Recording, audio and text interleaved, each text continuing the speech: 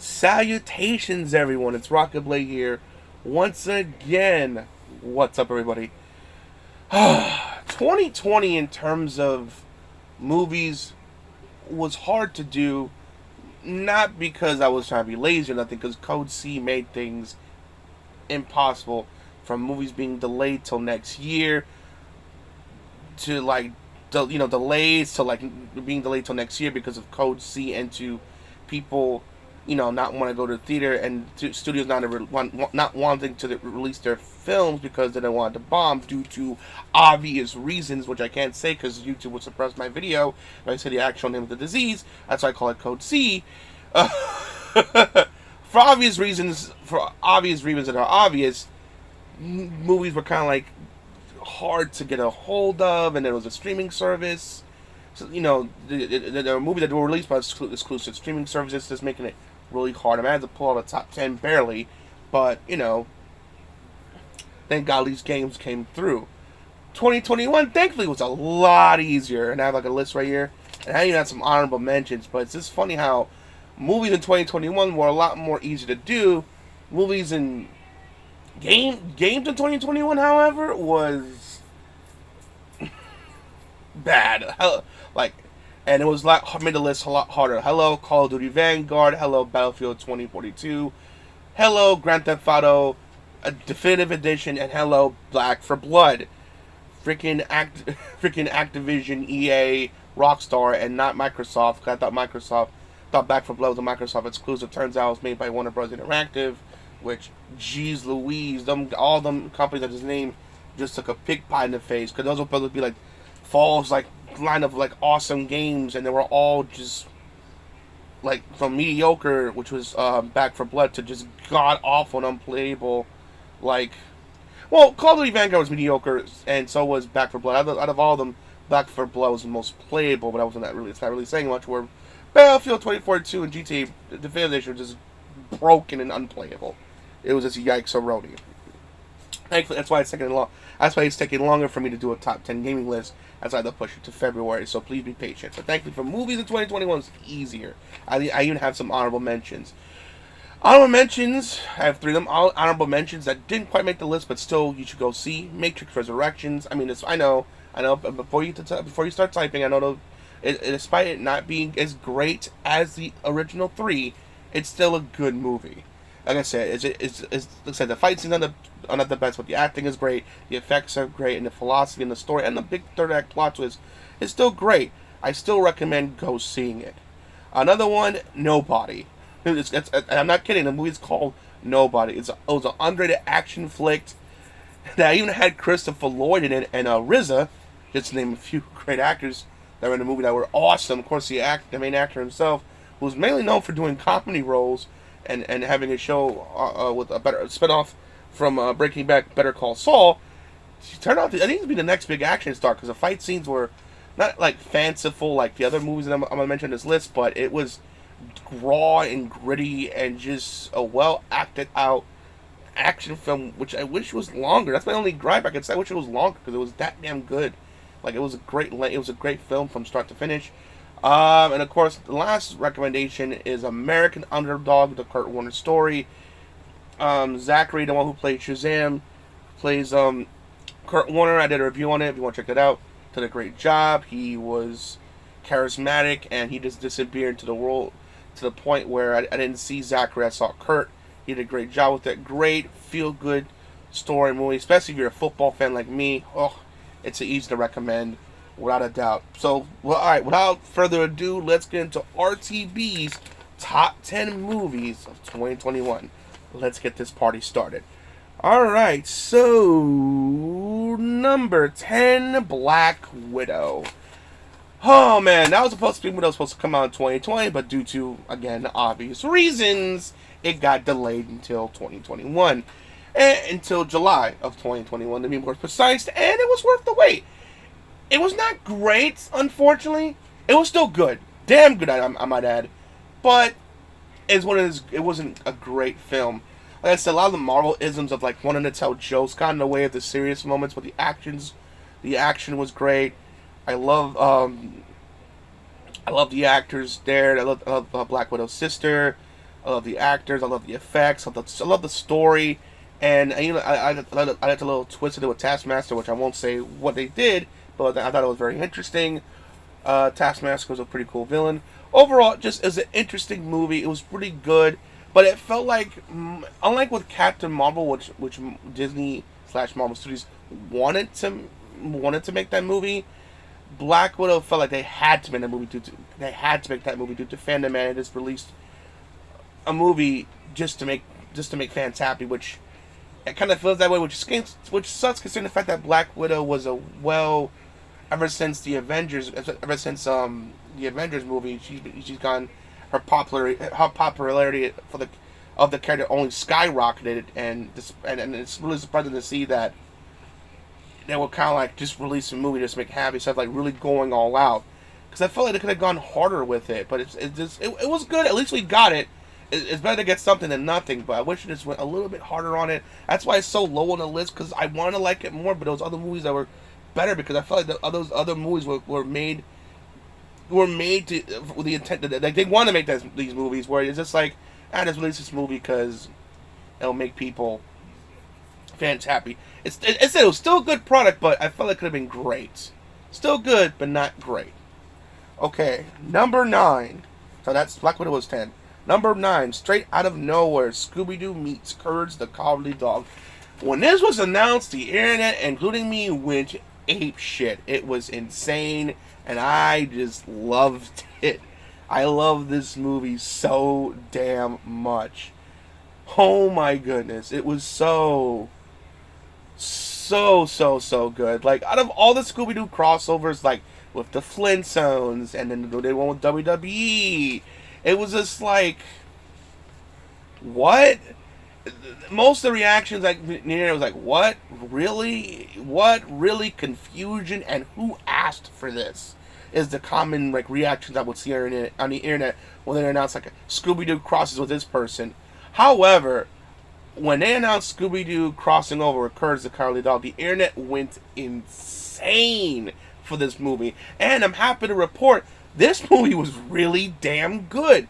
And especially if you're a fan of Courage, the Easter eggs in that movie is just astounding if you're a longtime series fan like me. And even though Scooby-Doo does have the title card in the movie, I felt like this movie was made more for Courage, because Courage never really got a movie. Unlike Kids Next Door and Ed, Edd n Eddy and Samurai Jack, they got their movies. I'm not sure about Kids Next Door. I want to say they did, I believe, or at least like a big special, a big like finale special. Courage didn't really get that. See, Kids Next Door, Samurai Jack, and other ones I mentioned, they got their big final goodbye specials. Heck, even Hey Arnold's another one I could think of. Courage never really got that. So again, even though Scooby-Doo was like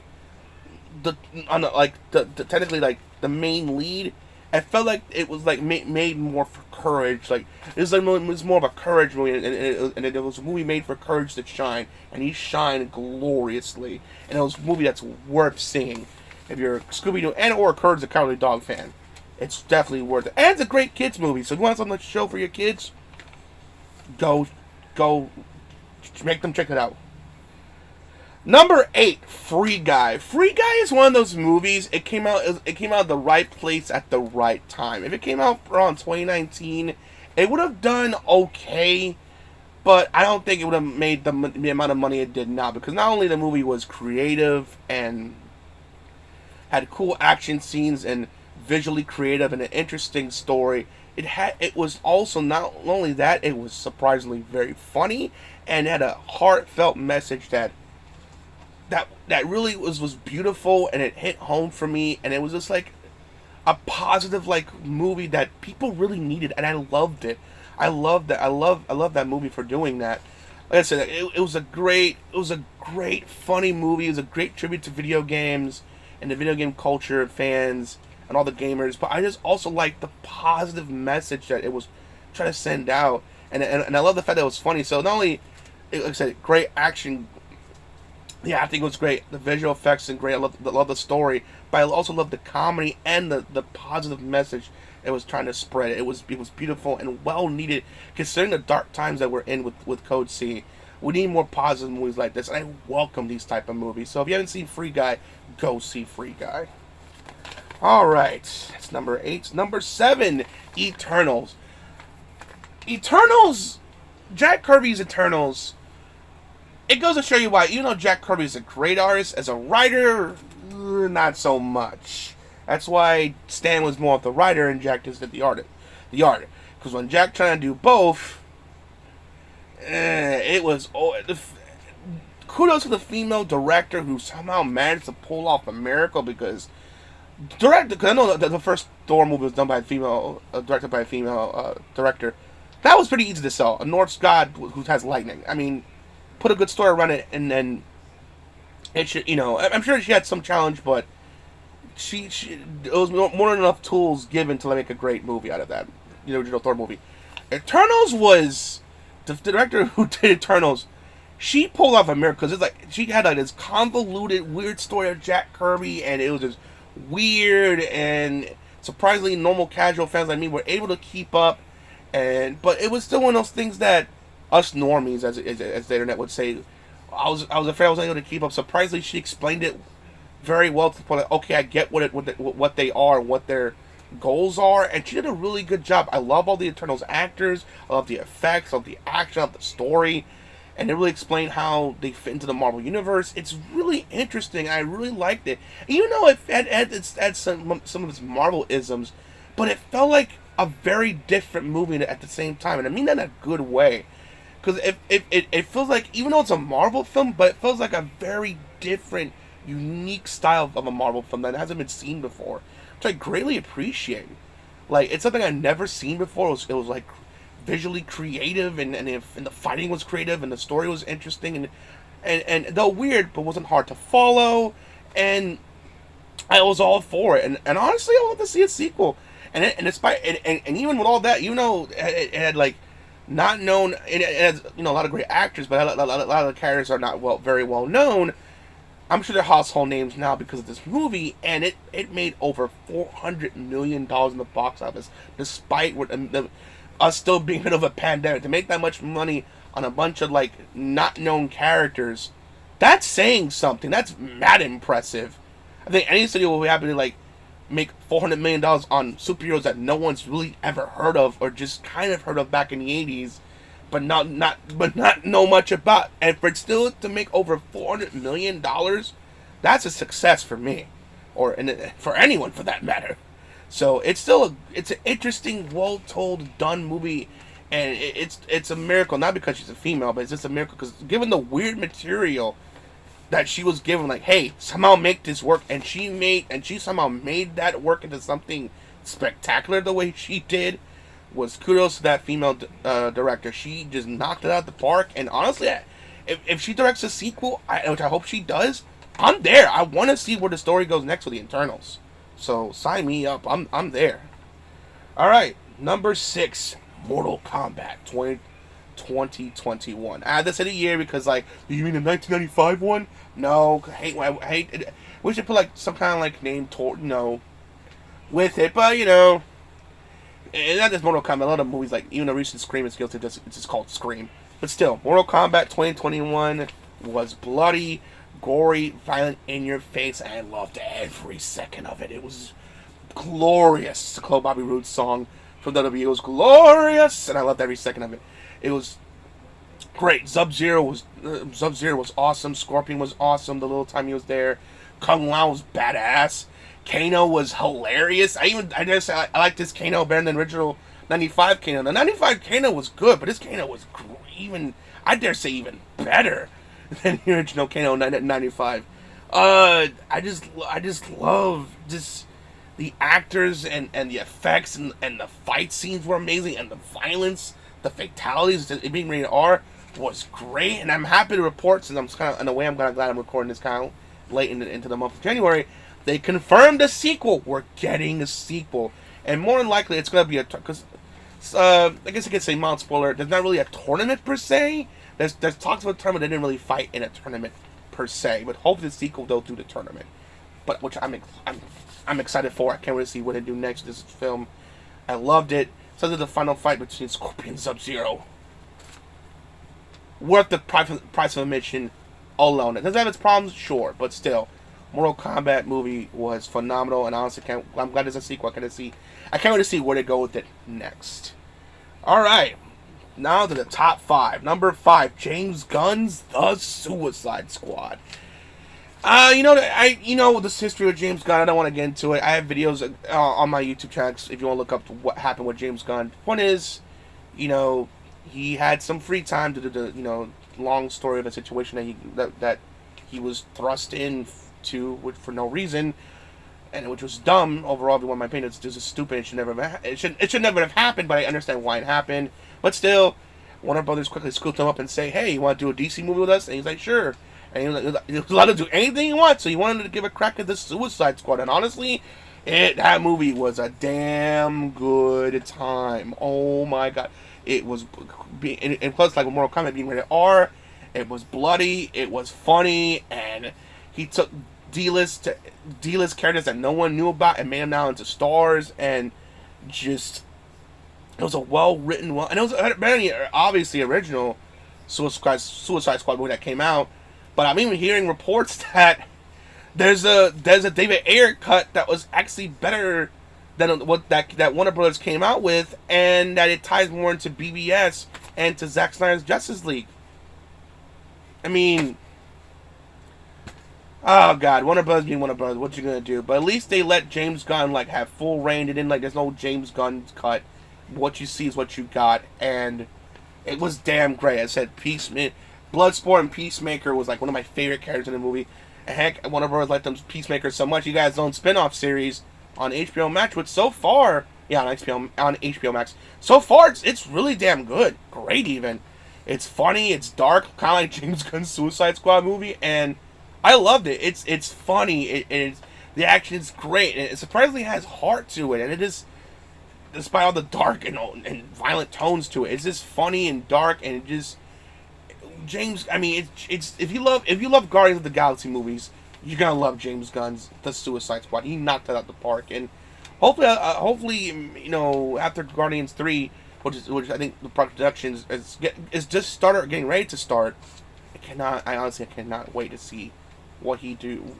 I can't wait to see what he does with not only Guardians 3, but what he does. Hopefully, he does another DC project with Warner Brothers, because he's an excellent director. Go see James Gunn's The Suicide Squad. It's a fun movie from start to finish. I love the actors and the characters that he did. It was just great. Harley Quinn was great. Rick Flag was great.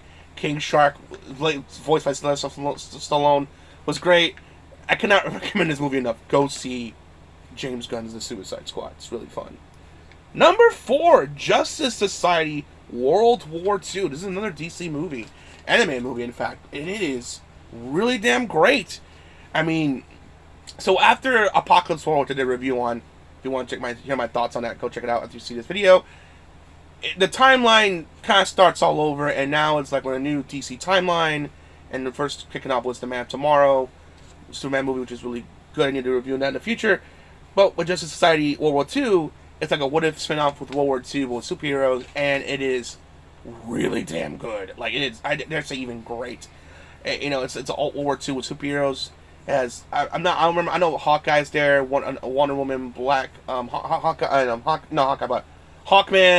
Hawkman, Black Canary, Flash had their own version of the Flash there. I think 1 Hour Man, who has super strength for an hour with a serum he takes, which I believe, I could be wrong, it was voiced by Matthew Mercer. Yes, Critical Role's Matthew Mercer, which I didn't know until I saw the end credits, and of course Wonder Woman's main love from throughout the series is also there, and who Chris Pine's actor plays. Though he's not voiced by Chris Pine in this movie, but still the character he plays is also in this movie, and it's just really, really done. The action's great, the animation's great. God, it's just so damn good, and just I wish it was, again, like with Nobody, which was my honorable mention. I just wish it was longer. It was really, really, really well put together, beautifully animated, beautifully acted, just a really well put together animated movie that I definitely highly recommend seeing. You have a great time with it. Steve Trevor, That's I remember his name. I couldn't remember his name. It was Dirk Steve Trevor character as well there. Also, a surprise character you wouldn't think would be in the movies. It even has a nice surprise twist, which I won't spoil. But I was like, oh, I didn't see that coming. Interesting. There's like two characters you wouldn't expect to be in that movie that's in the movie. Just got to pay attention. I mean, they say who it is, obviously, but it's one of those things like, oh, I didn't see that coming. Definitely go see it. Alright, number 3, Shang-Chi and the Legend of the Ten Rings. This also, you could say it's my surprise hit of the year, because Eternals had that interesting factor to it, which I had a feeling was going to be good. Same thing with Black Widow. Shang-Chi, I knew nothing about, like with Eternals and Black Widow. And then being a surprise hit, not only is it just a surprise hit, but it is, oh my god, Shang-Chi and the Legend of the Ten Rings, what can I say? Action, phenomenal. Like, it was like a superhero movie and a kung fu movie merged into one, and I loved it. It was so damn good. The main villain, he's very sympathetic, and I liked him. He was really awesome, and I love the action in the movie. I love the effects in the movie. People say otherwise, but I loved it. I don't give a damn. It was awesome. And it's just, I want to see a Shang-Chi sequel. Give me more. Yes, please. Yes, please. Yes, please. Give me more. It was just the actor, funny enough, who's like, hey Marvel, can you cast me?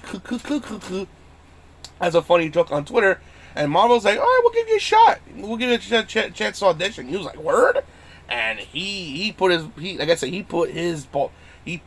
acted his ass off, and he got it, baby, and I just loved it. I loved it. He was great.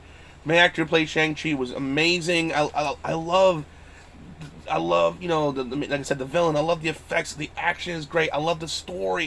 Now it ties into the cinematic universe. It is so damn good, and I loved it. Even though the rings in the Marvel comic is like actual rings you put on your finger, but it's like giant rings that's big enough that goes on the wrist. But I like how the rings work in this universe and how they, creatively done it, and it's just so good. Like, it's, oh my god, like, it's just great to see a main Asian lead in a superhero for kids that are, Asian. It's great for Asian kids not to have a superhero to look up to with Shang-Chi, because Shang-Chi is badass, and I loved every second of the movie. And yes, like Eternals, I definitely want to see a sequel, and I definitely want to see where it goes. Shang-Chi's story goes from here. I'm ready for it. Alright. Number 2. Okay. The last two was really hard. Oh my god. That's why it took so long to do this video. It was so hard. I went back and forth deciding, but I finally came to a decision. And number 2 is Spider-Man No Way Home. It's almost number 1. There's some slight problems like villain motivations and how the spell thing of how to all this could have been prevented if Doctor Strange just did the spell right. Some minor, and also the fact that we didn't see him fight the lizard. So little things that really hold it back from being number 1. But still, despite all that, had a certain other movie not been released that same year, it would have been number 1 without question. Spider-Man No Way Home was still a great film. The greatest Spider-Man movie ever. I dare say better than Into the Spider-Verse until the sequel proves otherwise. Spider-Man No Way Home is the best Spider-Man movie to date, period. Like, it has all the great villains, Green Goblin, Dr. Octopus, the Lizard, Electro, Sandman. They were all amazing. The effects were amazing. The fighting was amazing. I love the story. It felt like it had that same weight to like Infinity Wars and Endgames, where there's consequences, and those consequences happen with no takes backsies. There's real world consequences, and you feel it, and it's like a darker, grittier Spider-Man movie. And now you see Tom Holland, which funny people. In throughout the movies, you call him this Iron Boy, but in this version, Spider-Man No Way Home, he turned from Spider-Boy or Iron Boy to Spider-Man. I mean, I always consider him Spider-Man, all these other fans, but after that, he transformed into Spider-Man now more than ever in this movie because of the things that happen, and I cannot wait to see where his next trilogy of movies goes from here. I think he signed up for 3 more movies. I cannot wait to see where the movie goes from there. You've seen it. It made $1 billion. But those of you waiting for my opinion, which I don't know why, go see Spider-Man No Way Home. It's definitely worth it. And number one, it's obvious. I spoiled it earlier with the Suicide Squad thing. Number one, Zack Snyder's Justice League. Without a doubt, without question, it was my favorite movie of the year. And it's thanks to you fans, like with Critical Role, that willed this to happen.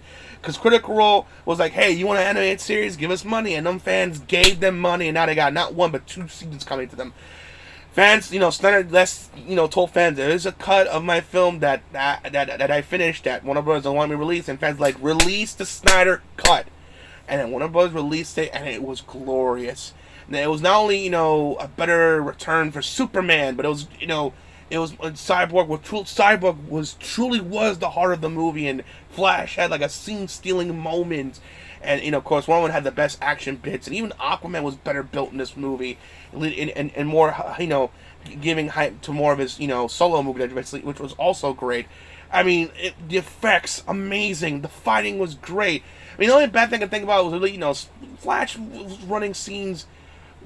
Flash's running is kind of goofy, I have to admit, but still, that big epic scene, towards the third act was without a doubt one of the most epic things that happened in DCEU, and it's just amazing. And when I saw it, I was in the Busch Gardens with my family having a good time, and when I saw that, and had like a visual, like a virtual, DC conference, and when they announced the trailer. That it was happening, I cried, because after all the terrible things that happened in Code C, finally something positive, something good news was happening for once, and not only lived up to the hype, it surpassed twice. I saw it twice, once with my family and again with my friend Koopa. I might just see it again just one more time, because it is just that damn good. It is so good. I know it's 4 hours, and like, oh my god, but RTB, it's so long. See it in parts. I recommend seeing it in parts. Because it's like each part is, I think, 40 minutes. If you treat it like a mini series, like a mini series, kind of like the Marvel shows. Because it's more funny enough, but Marvel shows only have like 6 episodes per season. If you treat like that, like 40-minute like episodes in parts like that, it'll be easier to consume. Because I understand 4 hours is a lot, and but still, is it worth seeing? Hell yes. Zack Snyder's Justice League not only lived up to the hype, it surpassed time, like Spider-Man No Way Home. Like I said, it was really close. It was like, oh god, but like I said, those minor nitpicks just hold it back for me, number one. Like I said, had Zack Snyder's Justice League never happened, Spider-Man No Way Home would have been number one, without a doubt, without question. But Zack Snyder's Justice League is the best movie of 2021. So that's it. That's the list. Tell me your thoughts in the comment section below. What was your favorite movie of 2021? Do you agree with my list? Do you disagree? I definitely want to hear your guys' thoughts on the matter. And as always, guys, thank you guys for watching. Again, sometime in February, I will release my top 10 games of 2021. Sometime in February, my top 10 games in February of 2021. Blah, blah, blah. Sorry, I don't want to do this video again, so let me say it one more time. Yes, my top 10 games of 2021 will come out sometime in February. Please be patient. There, that's better. I can speak English good. Yes. Sorry about the blabbering, guys. I'll just make sure I want to get that information out right. Again, thank you for watching the video. I hope you enjoyed it. Please tell me in the comment section below your top 10. I definitely guys want to hear it. Thank you guys for watching. Thank you for subscribing. As always, Rockingtheblade signing out. Hope to see you guys again real soon. Peace out. Have a great day. Please be safe out there. I know Code C is going on to a lesser dangerous variant, but still, it's still killing people. So please wear your mask, get vaccinated, and please ultimately be safe. Alright guys, peace out, and hope you have a great day. Bye.